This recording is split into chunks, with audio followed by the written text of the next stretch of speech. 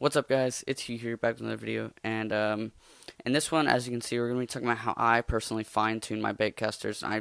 It helps so much with backlashes. Just helps me really get out of those situations. I don't really backlash near as much anymore once I figured this out, and I'm sure other people do the same thing, or at least do some version of it. But I came up with this on my own, so I'm not gonna say no one does it, but this is my thing that I never seen before. So I can't go outside right now just because it's dark out. And I needed to have this video uploaded today because I was busy. So, anyway, I got my baitcaster here and I'm gonna demonstrate. And even though you won't see me casting, I'm gonna say it exactly how I do it. And you can do this right now while you're watching the video if you want on your baitcaster. But you need to be outside casting it while I say it if you're doing it while I record. But this is how I do it, and it's pretty easy to remember, so you can just do it next time you're out on the water. So yeah, let's get right into it. So right here, I have one of my favorite budget bait casters. It's a Bass Pro Shops Pro Qualifier reel. It's like, I think $40, maybe 30 something. Super good. I mean, I've had this since the summertime. It hasn't been super long. It's in the exact same condition that it was. My mic may kind of shaky. I don't know what that's all about. Hold on. I'm going to fix this up a little bit. Alright, so got that fixed up. But anyway, so the first thing is I do this beforehand. Before I did this is what helped me get started with it, is I just cranked my drag down, my casting drag, that little blue knob right there on the side. I'll put an arrow to it right here. You crank it all the way upward. And if you're looking at it sideways, all the way right. And if you're left-handed, it'll be on the left side of the reel. It's just next to the handle. So you just tighten that all the way down until, you can kind of feel a little bit of dragging as you reel. Not drag, but, it's kind of resisting. And just make a few casts like that without touching the spool. Alright, so make a few casts, just your hand not even touching the spool, because you want backlash. Just do that so you kind of get a feel of what it's going to feel like after you're going to be casting like this, because that's how I cast now, is I don't even touch the spool, and I don't get backlashes. So now what you're going to do is the complete opposite. Loosen it down like a turn and a half shorter than you think you need it to. Right? So say how you normally have your casting drag at, loosen it 2 turns more than that. Right? Or what you're comfortable with or whatever. 2 turns more than that. So this is probably, this is what mine's normally at. I'm going to go 1, 2, like that.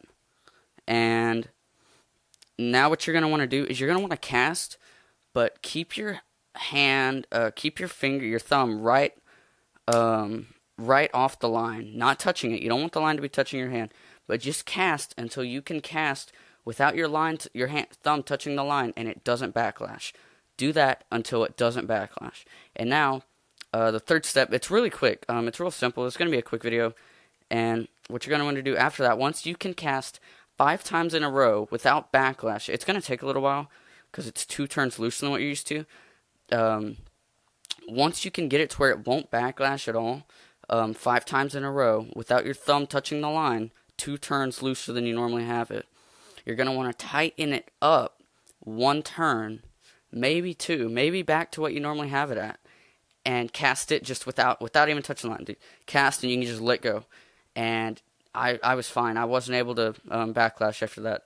I don't know what it is. It just fine-tunes it to where you can cast. I don't know. It sounds weird because you're putting at what you're normally used to. But it works because what you're doing is you're getting used to the right distance for it. While you're doing it looser than you think you need to, you're figuring out the right distance for your thumb. And while you're doing that, you're figuring out the right distance for a really loose drag. So whenever you compare that to your whenever you do that same tactic but with tighter drag, you won't backlash.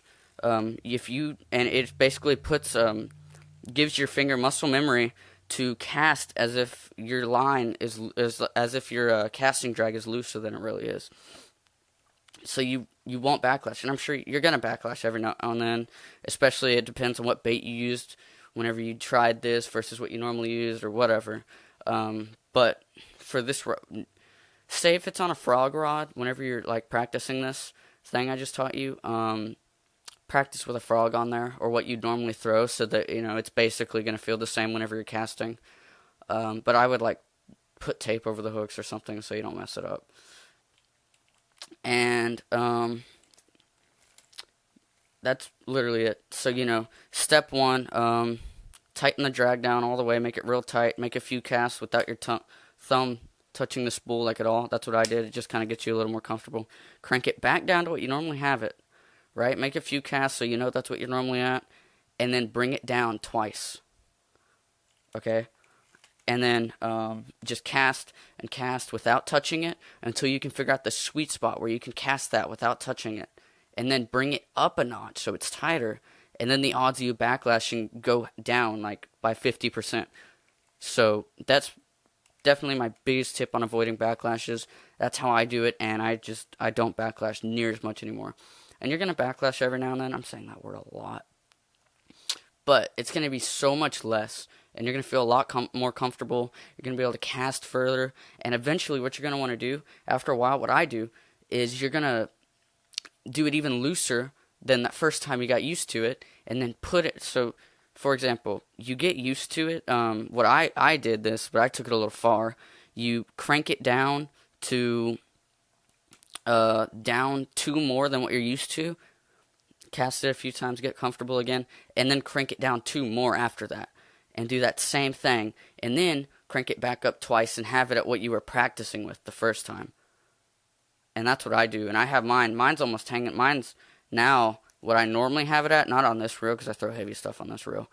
I normally have it to where this thing's about to fall off, and I can just hum it out there without even touching it. You got to find that right finger distance to where if it loops up, the line hits your thumb and falls back down. It's really awkward though, so you know you'll get to that point, but it just takes time. If you do this technique enough, you'll have your casting drag super loose and be able to cast a mile. And you know, that's the way I did it. Hope this was helpful, and that's pretty much it for today. So comment down below your tactic or anything I did wrong or anything you want me to improve on my videos in general. And yeah, I'll see you guys in the next one.